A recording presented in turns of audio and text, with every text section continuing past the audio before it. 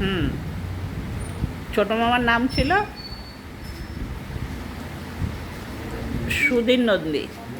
সুধীর নন্দী। সুধীর নন্দী। এই সুধীর যে মানে দাদু সুধীর ভট্টাচার্য আর সুধীর নন্দী দুই বন্ধু ছিল। হ্যাঁ, আর আমাদের যে দাদু সুধীর নন্দী উনি গোল্ড মেডেল পেয়েছিলেন। গোল্ড মেডেল ছিল। আর বড় মামার আপনার নাম কি ছিল? বর্মন ধরে ও ডক্টর দেবেন, দেবেন নন্দী। বিয়ে, আচ্ছা আগের বিয়ে 3 ছেলে ছিল। আচ্ছা আচ্ছা। এরা সব ভরসা করতে ভরসা মানুষ। এই বড় দাদু কোথা থেকে পড়ে গেছিল? কলকাতা থেকে? বাংলাদেশ থেকে বাংলাদেশ থেকে এই দেশে আসার পরে ওরা ফিরে যায়। মাঝে মাঝে খালপাড়া, আমার মহাবাড়ি খালপাড়া। হুম হুম। খালপাড়া মানে কি জানো? ওর পিছন দিয়ে আমাদের দেশের শান্ত ভালো ভদ্র কবি যে নদীটা হুম হুম। মধুমতি। মধুমতি। মধুমতির একটা ভালো গান আছে, হুম হুম হুম মধুমতি যায় হয়ে যায়। হুম। এই দিকটা মামা বসলে হবে না? আমি ওই ঘরটা মুখ বলবো।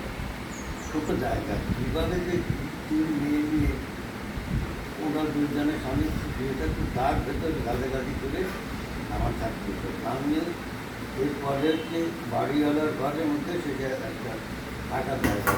তা ডাক্তার ছিলেন তো ডাক্তারের মানে বাড়িঘর করেছিলেন না তখনও?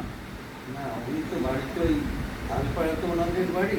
ও বাংলাদেশের বাড়িটাকেই মানে বাড়ি মানতেন। হ্যাঁ, ওটাই বাড়ি ছিল। হুম। তারপরে ওরা কাজের সন্ধানে চলে যায়। হুম হুম। আর ওই যে সুজিত নন্দী যে হুম, গোল্ড হুম। মেডেল ছিল হুম বাংলাদেশের মধ্যে, ম্যাট্রিকে সর্বোচ্চ নাম্বার পেয়ে হুম। উনি পাস করে সেই গোল্ড মেডেলটা ওর ঘরে এই দিদিটা খুঁজে করতে দিতে হবে। ও আচ্ছা। ওরা বন্ধ ছিল। হ্যাঁ। তুমি খাবার তোমাকে দিয়ে দিই, তিনটে বাজে। আমার তো টিকিট আনি না, সব চায়ের টিকিট আনি। তারপরে ওখান থেকে ইতিমধ্যে শ্যামাপ্রসাদ কাশ্মীরে মারা গেছে। হুম জনসংখ্যা বিজেপি হুম হুম।